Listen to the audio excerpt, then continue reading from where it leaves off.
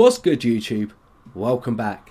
Today it is the LazyDaze channel and we're back at it again with some more history reaction for you guys today, and we're back on the Kings and Generals content for you, and it's episode 7, Crusade from the Muslim Perspective Medieval History Documentary. We're really enjoying this story over on this channel and the content that Kings and General are creating. So if you haven't already, please head over to his page. A link will be in the description box down below. If you're enjoying our content, then please like, comment, subscribe, hit that notification bell. But we are just going to jump straight into this reaction.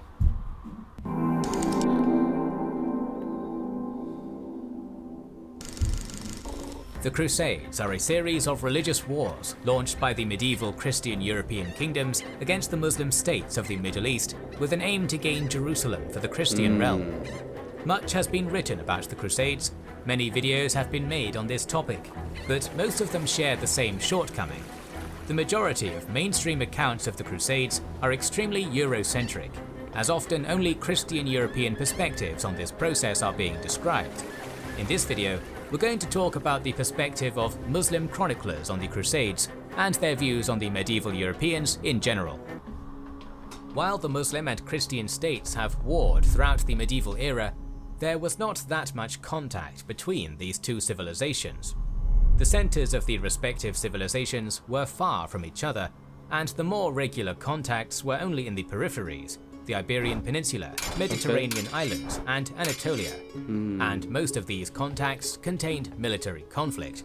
This enabled both sides to have a stereotypical view of each other. Medieval Muslims thought of their contemporary Europeans as savage, warlike barbarians who lacked any sense of hygiene and were backwards in their development. Wow. Europe was thought of as a cold, dark, and misty place. At the time, the Islamic world was much bigger, wealthier, and more scientifically developed. Major cities of the Islamic world, like Baghdad, hosted hundreds of thousands of inhabitants, while European cities like Paris and London would have had around 20,000 people each. It probably only increased the condescension of Muslim chroniclers writing about the medieval Europeans before and during the Crusades. But the Islamic world was politically divided. The Abbasid Caliphate was well past its prime, and on the eve of the First Crusade it had become a mere figurehead. Centralized power had weakened, and many small clans based on family ties thrived throughout Syria and Palestine. The Shia Fatimid Caliphate, which ruled over Egypt at the start of the Crusades, was also on the decline on the eve of the First Crusade and had its own fair share of problems. The power on the rise in the Middle East were the Seljuk Turks. By the mid-11th century, they governed over the Abbasid Caliphate in everything but name, and established the Rum Sultanate of Seljuk in Anatolia from formerly Byzantine territories. Right on the eve of the Crusader invasion, the Islamic world had become subject to losses of its main political leaders. In 1092, the Seljuk Vizier Nizam al-Mulk, the Abbasid Caliph al-Muqtadi, and the Seljuk Sultan Makshah died. 2 years later. So obviously I know the Sultan is the leader, the main sort of figurehead, but what were the other two positions? I'm not that sort of knowledgeable within this sort of subject, so I'd like to know more. So if you guys know what the other two positions were and what they sort of the titles, what roles they would have required for those titles, please let me know in the comment box down below. Really enjoyed learning over here, really enjoying this so far. The Fatimid Caliph al-Mustansir died, along with his vizier Badr al-Jamali. Such losses only worsened the disarray in the Islamic world and made the daunting task of the Crusaders to conquer Jerusalem more realistic.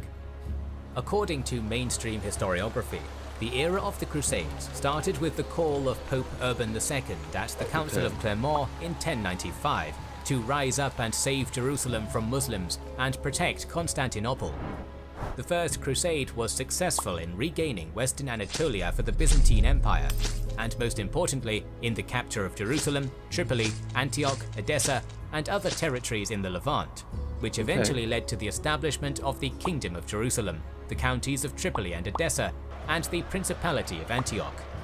The Second Crusade was a failure. It started as a reaction to the fall of the county of Edessa, as French and German armies headed by their kings moved into Anatolia, where they were destroyed by the Seljuks. The remainder of the Crusaders' force perished during and after the failed siege of Damascus. The failure of the Second Crusade ultimately led to the Muslim forces, commanded by Saladin Ayyubid, regaining Jerusalem, which became the key factor behind the mobilization for the Third Crusade. This time the Crusaders were more successful, as some of the iconic medieval European monarchs like Frederick Barbarossa and Richard the Lionheart played an important role in it. The Crusaders managed to regain major parts of the Levant and captured Acre, but the ultimate prize, Jerusalem, was protected by Saladin. The Treaty of Jaffa was signed between Richard and Saladin in 1192, which recognized Saladin's control over Jerusalem, who pledged to allow unarmed Christian pilgrims and merchants to visit the Holy City. The following Crusades did not do much better to alter the status quo in the Levant. The original purpose of the Crusades was forgotten, so much that instead of attacking Jerusalem, at one point the Crusader army got meddled in internal Byzantine affairs and captured Constantinople, inflicting an immense blow on the Eastern Roman Empire at the time when it was struggling to contain the ever-increasing Turkic threat. In 1291... Honestly, the Crusades were absolutely insane. They seemed so pointless a lot of the time. It's one of the ones, like it's not like another foreign state is threatening your state, your position, your people. It's just you want to go capture something and you're going to do a lot of things. And a lot of the atrocities that were done along the way, scientists killed, other people with other religion killed. There was just so many things that went wrong in these Crusades, I think. But I don't know. That's just my personal opinion, I guess. It's just crazy. It's like one of the like I understand a lot of the other things you can sort of see. You can see the events led up to it and go, yeah, I can see this happening. I understand this, and this. But yeah, this is the one I struggle with. Just yeah, like I said, it's the main thing with me. Like your borders aren't being threatened, or you're not trying to expand, The Mamluks of Egypt destroyed the remnants of the Crusader states in the Levant, putting an end to the crusading period from the European perspective. The view of the Muslim world on Crusades significantly differs from the Christian sources. Here we go. First of all, Muslims did not see the Crusades as a process starting after the speech of Pope Urban in 1095, but rather as a continuation of the Christian or Frankish aggression on Muslim lands from the Iberian Peninsula to Sicily. Similarly, for Muslims, the Frankish aggression did not end with the fall of Acre in 1291, but continued throughout the medieval era, with events like the Reconquista, arguably all the way until the rise of the Ottoman Empire as a state powerful enough to protect the Islamic realm. Wow. It is notable that the Muslims of the Levant, who were at the receiving end of the First Crusade, at first thought of the invaders as another mercenary army sent by the Byzantines to plunder their lands. Only after understanding that this time the threat was coming from Europe, the Arab chroniclers started referring to the crusading armies as Franks.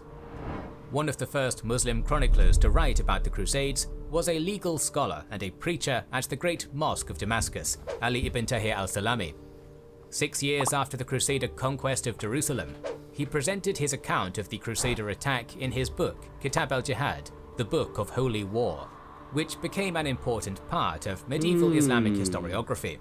Interesting. Al-Salami saw the First Crusade as a continuation of the Christian aggression on the Islamic world, which started with the Norman conquest of Sicily, then continued in Spain, and finally arrived in the Levant. A host of Franks swooped down upon the island of Sicily at a time of division and dissension, and likewise they took possession of town after town in Islamic Spain, Al-Andalus. When reports mutually confirmed the condition of this country, Syria, namely the disagreements of its lords, the discord of its leading men, coupled with its disorder and disarray, they acted upon their decision and set out for Syria, and Jerusalem was the chief object of their desires. They continued zealously in the holy war, jihad, against the Muslims, until they made themselves rulers of lands beyond their wildest dreams. Wow. Ibn al-Qalanisi, a chronicler from Damascus, was 23 when the Franks arrived in the Levant. He wrote from first-hand experience about the hardships brought by the First and Second Crusades. Most of al-Qalanisi's writing is the narration of events that happened in this period, but we also see some observations he made about the Crusaders. He recognized their prowess on the battlefield. He spoke of fear imposed on many Muslims by heavy armored mounted Frankish knights. Al-Qalanisi spoke of the Crusader victory over the Seljuks, describing fear caused by it in the Islamic camp. This event, so shameful for Islam, became known. There was a real panic. Dread and anxiety swelled to enormous proportions. It really would. If the biggest sort of power within your empire is getting defeated, then it's going to make every other sort of power go, oh wait, this is scary, this is a problem, this is an issue. In general, al-Qalanisi played an important role in reshaping the Crusader Frankish stereotype of powerful but savage warriors who would often commit atrocities, which would continue to impact the writing of future chroniclers. Usama ibn Munkid is another notable chronicler of the Crusades. This illustrious man was born at the start of the crusading movement and lived a very eventful 93 years, acting as a close aide of different Muslim dynasties and leaders, including Saladin Ayyubid, a poet, a diplomat, a warrior. Ibn Munkid both fought the Crusaders and befriended some of their leaders. He maintained the general view of the medieval Christian Europeans held by the Muslims, which was lack of refinement, low intelligence and savagery. Ibn Munkid was critical of medical treatment used by Europeans, but like many other contemporary Arab chroniclers, he recognized their military capabilities. All those who were well informed about the Frank saw them as beasts, superior in courage and fighting ardor, but nothing else. Just as animals are superior in strength and aggression, Franks, God curse them, are the most cautious of all men in war. God curse them was a common phrase of reference to the Crusaders by the Muslim chroniclers. Usama ibn Munkid had first-hand experience of military encounters with the Crusaders as he fought them at the city of Ascalon. But as a diplomat, he also traveled to Crusader states and had quite warm relations with some of its leaders. Ibn Munkid was said to be impressed with their courts and liked that they were not fully autocratic. Ibn Jubayr was arguably the Muslim chronicler with the most animosity and contempt for the Crusaders.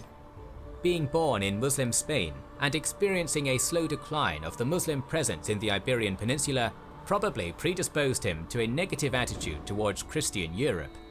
He traveled through the Levant on his way to pilgrimage to Mecca at the end of the 12th century, and the Christian occupation made a huge negative impression on him. Ibn Jubayr met refugees from Palestine and northern Syria who left the lands captured by the Crusaders and understandably carried a lot of resentment and anger towards the foreign invaders. Ibn Jubayr was unhappy with Muslims who decided to continue living in the occupied lands alongside the Christian invaders. He argued that there is no excuse before God for a Muslim to remain in a city of unbelief, unless he is merely passing through. In the land of Islam, he finds shelter from the discomforts and evils to which he is subjected in the countries of the Christians, as for example, when he hears disgusting words spoken about the Prophet, particularly by the most besotted, or finds it impossible to cleanse himself properly, or has to live among pigs, and so many other illicit things. Beware of entering their lands. You must seek God's pardon and mercy for such an error. Apparently, the occupation of Jerusalem and many other lands in the Levant failed to cause that much resentment and mobilization in the fragmented Muslim world, apart from the refugee communities. Ibn Jubayr tried to change this situation and did his utmost to rally the Muslims against the occupation. Another important Muslim chronicler of the period, Ibn al-Athir, is mostly known for his monumental work, Al-Kamil fi al-Tariq, The Consummate History. He is among the chroniclers who argued that the Christian aggression against the Islamic world started earlier, when Toledo and other cities of Islamic Spain, along with Sicily, were taken by the Christian Europeans. Considered a chief Muslim historian of the crusading period, Ibn al-Athir used his platform to call the Muslims to mobilize and end the occupation of the Levant. he wrote about the fear which grappled the Muslim communities of cities under attack by the Crusaders, along with overemphasizing the Muslim successes in repelling the Crusader aggression, while underplaying Muslim defeats, arguably in attempts to raise Muslim morale for mobilization against the infidels. One of the contemporaries of the latter Crusade period was Abu al-Fida, a participant in the sieges of Tripoli and Acre. He presented accurate facts about atrocities committed by both sides. Namely, he talked about the massacre of the male population of Acre by the Muslim army following the siege, and its women and children being sold into slavery. He described the ultimate decline of the Crusader states following the defeat at Acre, amidst the despair and loss of morale by the Franks. In general, we can trace a trend of Muslim attitudes towards the Crusaders throughout the crusading period. While at first there was more curiosity towards the Crusaders rather than anger, continued occupation and massacre of the Muslim population, such as in Ma'ara, started to change the attitude towards hostility. That makes Gradually, sense. the calls for Muslims to unite and expel the foreign invaders and cease any kind of cooperation started to increase. The impact of the Crusades in the Muslim world is still felt. While for the Christian West, the crusading period is merely an important and curious part of their history, which does not really have much to do with their modern lives. For many Muslims, it's seen as just an early episode of Western aggression, which is still going on today. Some Muslim politicians and opinion leaders still refer to the perceived modern Western attacks on the Islamic world as a continuation of the Crusades. Once again, thanks to... I wouldn't go a continuation of the Crusades, but I definitely, a crusade. I definitely say we're still sort of expanding and still sort of being aggressive, which is unnecessary. But we're not doing it for Christianity as much anymore. We're doing it for democracy, I would say. But it's definitely still happening. It's just a different form of crusade, I would say, which is unfortunate, and obviously I don't agree with it, but it's one of those things. I really enjoyed this episode. It was a bit different to what we've been watching so far within this series. It was nice to sort of see a different perspective.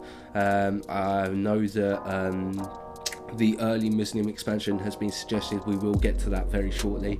It's just that first episode we're trying to figure out how we're going to sort of chop that up and react to that. Really enjoyed this. If you guys are enjoying our reactions, then please like, comment, subscribe, hit that notification bell, and we will catch you in the next video.